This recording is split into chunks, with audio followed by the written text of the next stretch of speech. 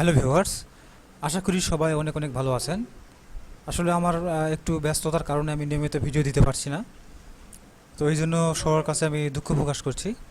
তো আজকে আপনাদের জন্য নতুন একটি ভিডিও নিয়ে এসেছি। সেটি মূলত আপনারা কম্পিউটার বা মোবাইল দিয়ে খুব সহজে একটি প্রফেশনাল মানের সিভি কীভাবে তৈরি করবেন, সেই বিষয়টি নিয়ে আজকে আমরা আলোচনা করব। তো চলুন শুরু করা যাক। তো সর্বপ্রথম আমরা একটি ইন্টারনেটের ব্রাউজারে চলে যাব।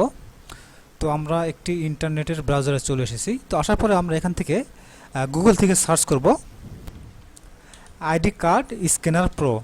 আপনারা দেখতে পাচ্ছেন এখানে আইডি কার্ড স্ক্যানার প্রো, এই লেখাটা আমরা এখানে লিখে আমরা গুগল থেকে সার্চ করব। করলে আমরা সর্বপ্রথম একটা ওয়েবসাইট আমরা এখানে দেখতে পাচ্ছি, আইডি কার্ড স্ক্যানার প্রো। তো এটাতে আমরা চলে আসব। তো চলে আসার পরে আমরা একটু নিচের দিকে আমরা আসবো স্ক্রল করে। তো নিচের দিকে যদি আমরা আসি তাহলে আপনারা এখানে দেখতে পারবেন যে টুল সিলেকশন অপশন রয়েছে, এখানে জনপ্রিয় কিছু টুলস রয়েছে। তো এখান থেকে আপনারা দেখতে পারবেন যে এখানে লেখা রয়েছে প্রফেশনাল সিভি মেকার।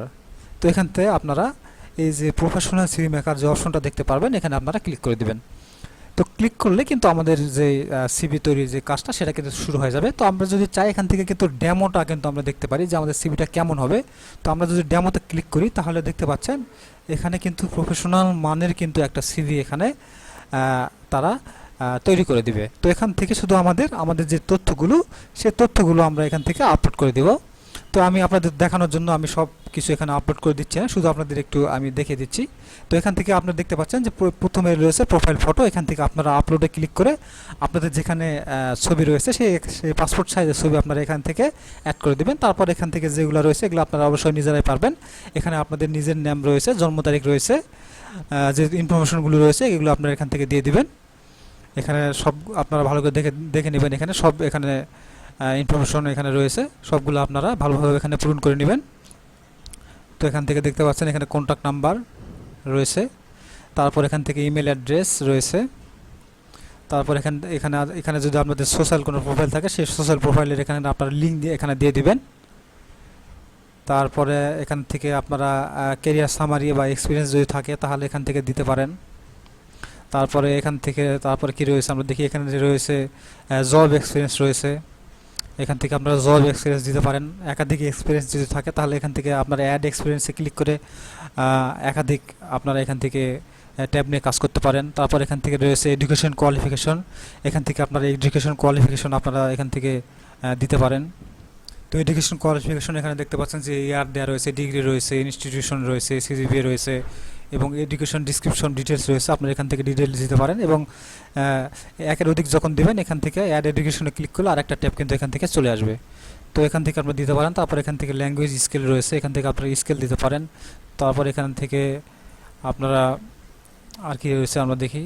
তো এরপরে রয়েছে দেখতে পাচ্ছেন এখানে রেফারেন্স রয়েছে, এখান থেকে আপনারা রেফারেন্স দিতে পারেন। এখানে নাম, পজিশন, অর্গানাইজেশন, কন্ট্যাক্ট নাম্বার এখান থেকে দিয়ে দিতে পারেন।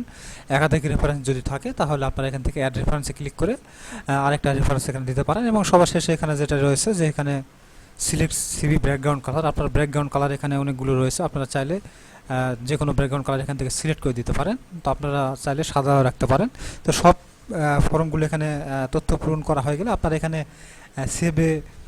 সেভ সিবিএস পিডিএফে যদি আপনারা ক্লিক করেন তাহলে কিন্তু এটা আপনাদের পিডিএফ আকারে কিন্তু সেভ হয়ে যাবে এবং আপনারা খুব সহজে সেটি নিয়ে যে কোনো কম্পিউটারের দোকানে নিয়ে গিয়ে কিন্তু আপনারা সেটি প্রিন্ট করতে পারেন, অথবা আপনারা আপনাদের কোনো কোম্পানিতে যদি ইমেল করে আবেদন করতে বলে সেক্ষেত্রে কিন্তু আপনারা সেটা আবেদন করতে পারবেন। তো আপনাদের শুধু বোঝানোর জন্য আমি এটা ফর্মটা আমি পূরণ করে দেখালাম না, আশা করি আপনারা বুঝতে পেরেছেন। তো তারপরে যদি বুঝতে কোনো অসুবিধা হয় অবশ্যই কমেন্ট করে জানাবেন। তো মূলত এই ছিল আজকের ভিডিও। তো আপনি যদি আমার চ্যানেলে নতুন হয়ে থাকেন তাহলে এরকম আরও অসংখ্য ভিডিও দেখার জন্য আমার চ্যানেলটি সাবস্ক্রাইব করতে পারেন। তো ধন্যবাদ সবাইকে।